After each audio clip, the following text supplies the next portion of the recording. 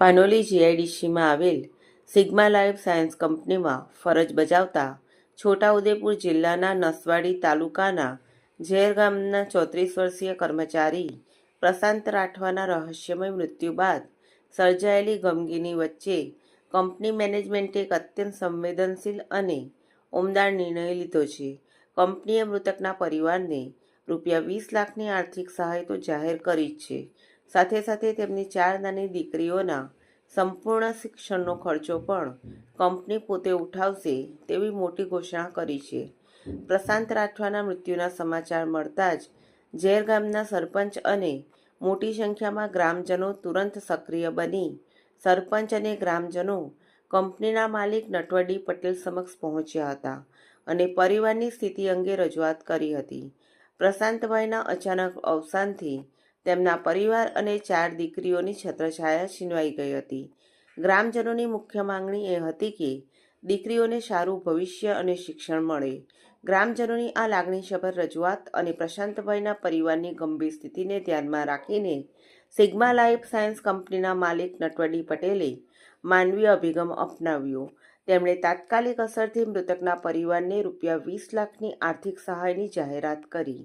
આ ઉપરાંત તેમણે આ 4 દીકરીઓના પ્રાથમિકથી ઉચ્ચ શિક્ષણનો તમામ ખર્ચ અને તેમની જરૂરિયાતો કંપની ભોગવશે તેવી ખાતરી આપીને એક મોટો બોજ ઉતારી લીધો છે. કંપનીના આ નિર્ણયથી શોકગ્રસ્ત પરિવારને મોટી હૂંફ મળી છે. કંપની મેનેજમેન્ટના આ ઉમદા નિર્ણયથી છોટાઉદેપુર જિલ્લાના નસવાડી તાલુકાના ઝેર ગામના વતનીઓમાં સંતોષની લાગણી ફેલાઈ છે. મારું નામ અશ્વિનભાઈ રામસિંહભાઈ વસાવા છે. અમે બંને સિગ્મા લાઈફ સાયન્સમાં કામ કરીએ છીએ. સાંજે 3:30 વાગે ઊંઘવા જામ કરીને આરામ કરવાનો એને મારા પર રજા આવી ગઈ. અમે બંને સાથે જ 3:30 જેવા આરામ કરવા ગયા. પછી સવારે 6:30 વાગે મેં જગાડ્યો, એ જાગ્યો બી. મને કે મેં આવું છું, તું ચા પી લે. તો મેં પછી જઈને ચા પી લીધી.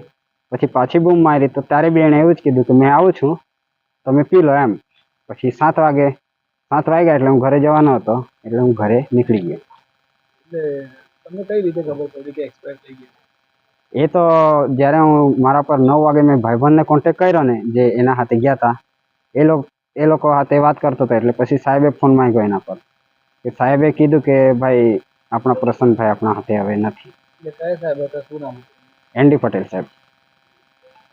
કંપનીમાં જ કામ કરે છે કે પછી સાહેબ શું કરે છે? કંપનીના જ છે કે? હા, કંપનીના માલિક જ છે.